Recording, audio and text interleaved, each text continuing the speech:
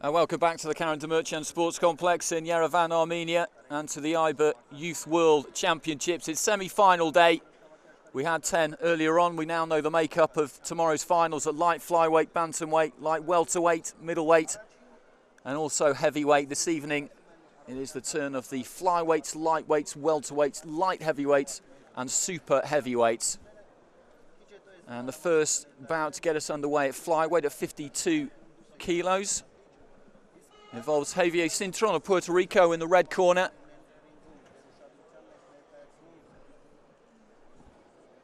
And in the blue corner is Jorge CORDERO of Cuba. It's the second Puerto Rico-Cuba bout we've had today. The first one at bantamweight, Sir Alexis Guibert beat Freddie Ortiz.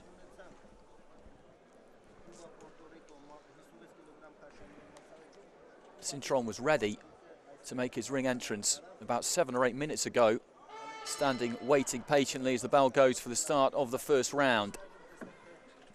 CINTRON, a London Olympian, beat Masaya Kobayashi of Japan 26-14 in his previous bout. CORDERO beat Dhiraj of India 11-8.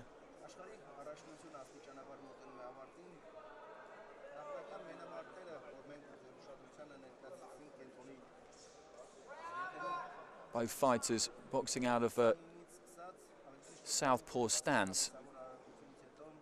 Seen a lot of southpaws so far today.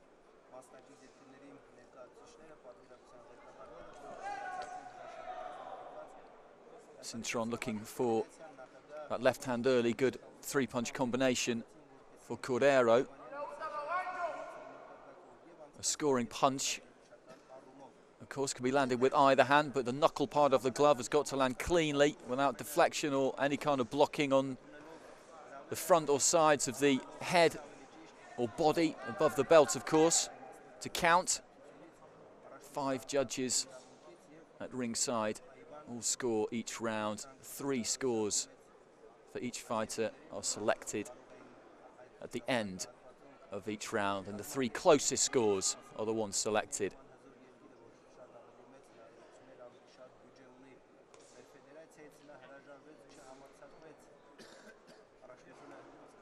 Again, looking to go to the body there, CORDERO, certainly more than CINTRON is at the moment. And quite a lot of action in this first round. Often it can be a getting to know you process, with both fighters just trying to find the weaknesses in their opponents.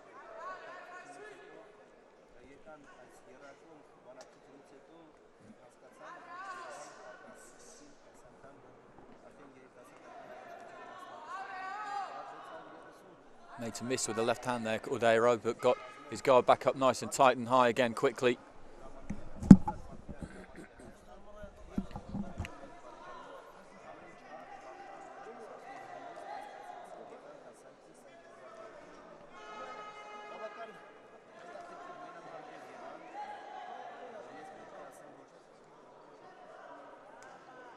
Cuba's pedigree in amateur boxing, of course, well, second to none, really.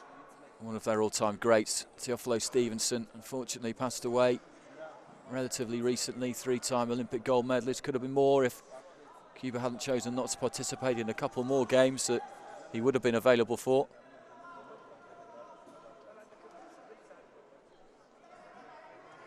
Does put a weight of expectation on any young Cuban fighter.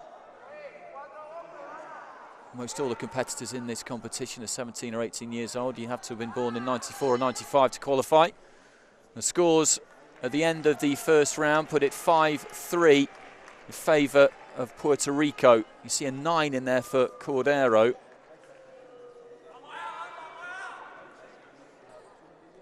That would not have been one of the 3 selected scores.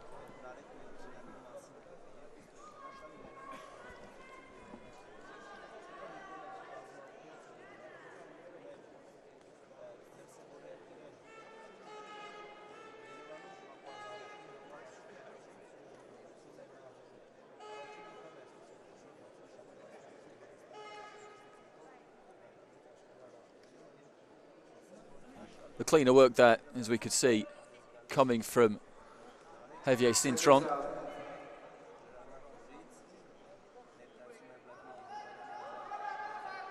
just to explain what I mean by the 3 closest scores, if a fighter was scored by the 5 judges at the end of a round with scores of 3, 4, 4, 4 and 5, then the 3 4s would be taken. It's not always going to be that simple, of course. If he was scored as a 3, 4, 5, 6 and 7, for example, then the 4, the 5 and the 6 would be taken. What it does do is eliminate, really, for want of a better phrase, rogue scores, possibly, might be one way of putting it.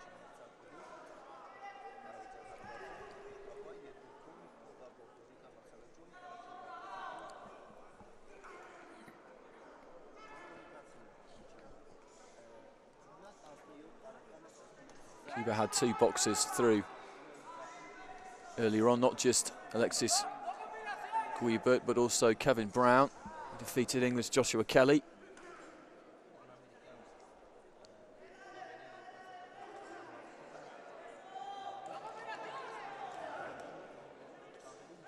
Again, a good flurry of punches there, 3 of them in total by Cordero, but they were caught on the gloves and the elbows.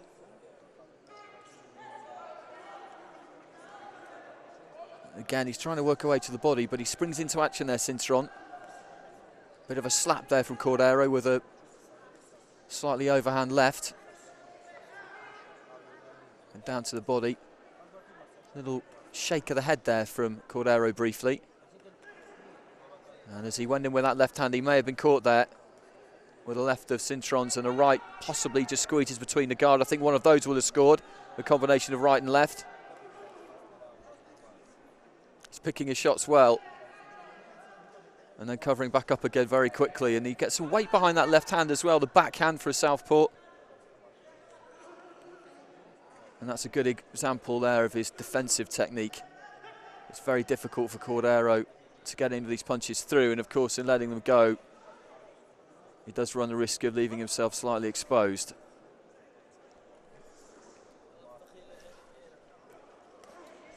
That was a good left hand, though, from Cordero.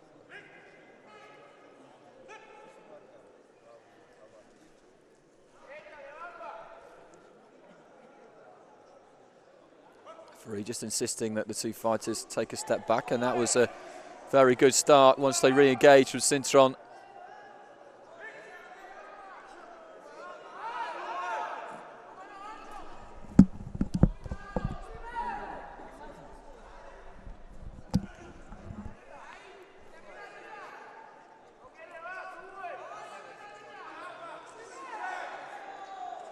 He's just having a little bit more success here, Cordero. That was a nice right hand as well, which certainly found the target. He's maybe just growing into this contest a little bit, getting to grips with his opponent. Working out a way to make things work. That's the interesting thing about all levels of amateur boxing, is a lot of the time, almost all of the time, they will not have seen each other fight. They will not know each other's styles. You have to adapt as the rounds go on. And somebody who may look like they're in the ascendancy early on as the fight goes on may not appear to be so, although it's another round for the Puerto Rican, but only by the 1 point this time, so 10-7. Got those scorecards, a 7 and a 6 in there for CINTRON. 3, a 5. And a 5 as well. So the 6, 5 and 5 would have scored out of those 5 scores, just to give you an example of what I've been talking about. 15 divided by 3 isn't quite 5, but it's less than 5.5, and so it's rounded down.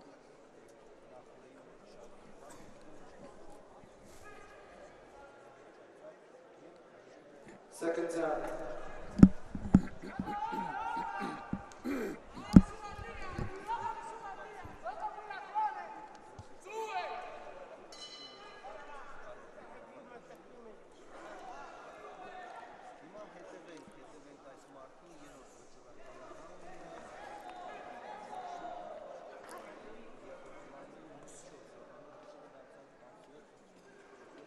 And it's Cordero really who needs to come out and throw here, but that brings difficulties of its own. Chasing a deficit is always a difficult thing to do. At the best of times, that was a nice left hand though, which shook CINTRON a little bit and made him miss as well as he tried to counter.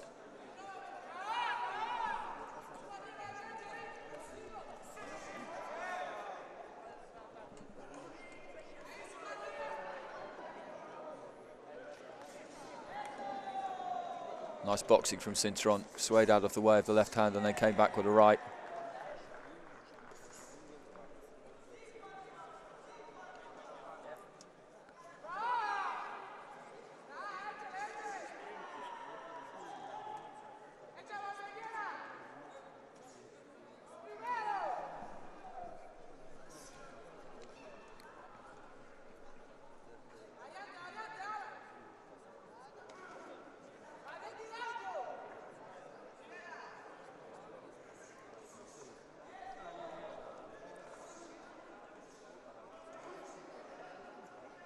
Cordero just beginning to slap a little bit with that left hand at times. As I mentioned, the punches have got to come with the knuckle part of the glove, and I think that might have been the left hand into the right hand side of the head guard of CINTRON. They've got to come with the business part of the glove, otherwise they don't count. Some good leverage on the uppercut from CINTRON, but Cordero had his guard intact. May have been breached on that occasion though. Into the final round of the contest, and CINTRON is certainly not of a mind to try and just find the space in the ring and keep at distance. He wants to try and engage.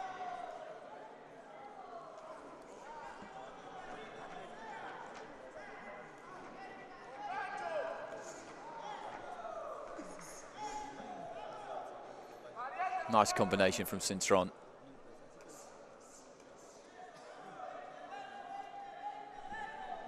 And it looks like he is going to get one back for Puerto Rico. After his teammate Freddie Ortiz lost earlier on. So we count down the final few seconds of the bout. 10-7 it was going into the start of the third round. And he certainly feels he's got it there, CINTRON. But he'll have to wait a little while yet. You can never be absolutely sure.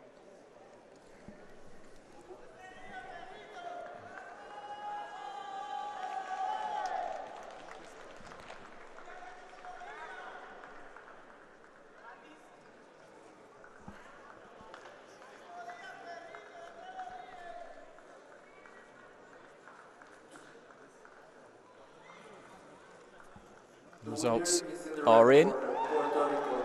And it does go to the red corner indeed, and he won that third round 5-4 as well. So 15-11 overall to Jeyvier CINTRON.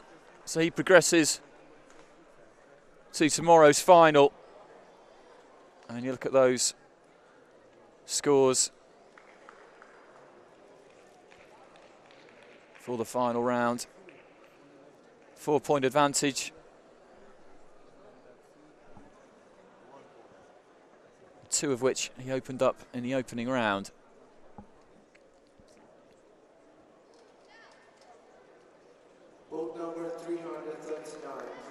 It's a good crisp work from him. He did try and work off that southpaw jab just a little bit more maybe than Jorge CORDERO did. And that was a nice counter as he just slipped out of the way of the left hand and came back with a right of his own. And did keep the pressure on coming forwards, throwing volumes of punches to drive him back towards the ropes.